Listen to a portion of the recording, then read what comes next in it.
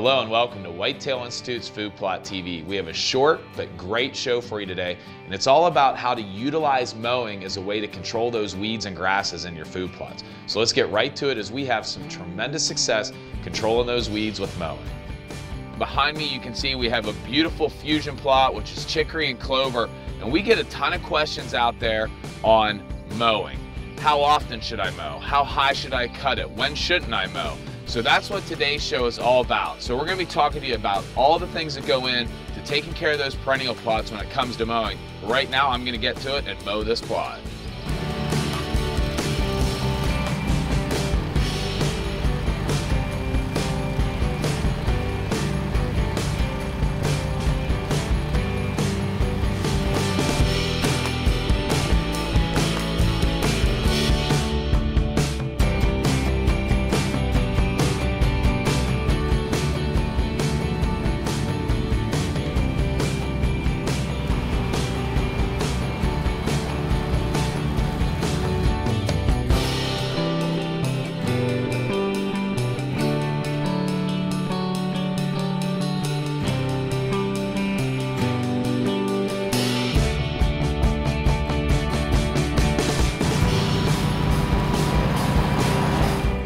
Let's talk a little bit about the technical aspects of mowing, why, when, and how. But before we begin with that, we want to stress to everybody that managing your weeds in those perennial plots throughout the spring and summer months, we usually do with a combination of methods, from the chemicals like the Arrest Max for the grasses, the Slay for the broadleaf weeds, as well as mowing. So those videos are available on our other channels as well.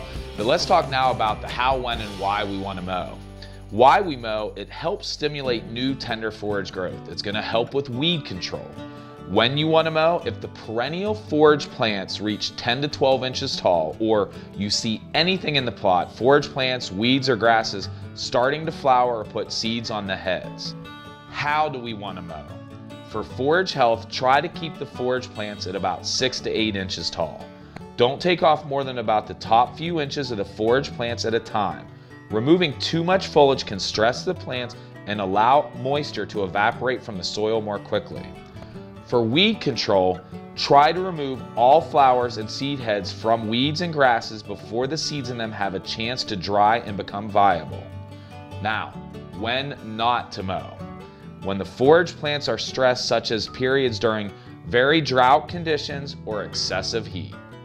Okay, here we are. It is a few weeks later since we mowed this food plot, and that's what this show is all about, is how to use mowing to effectively control some of the weeds and grasses that you get in your food plots. You can see when we were here a few weeks ago, we were getting a lot of grasses and things. We mowed it. We have nothing but a beautiful looking clover and fusion plot now. So again, mowing is not essential, but it can be a very effective tool if it's easy for you to get your equipment in. Mow a few times throughout the year, you'll have a great looking clover plot.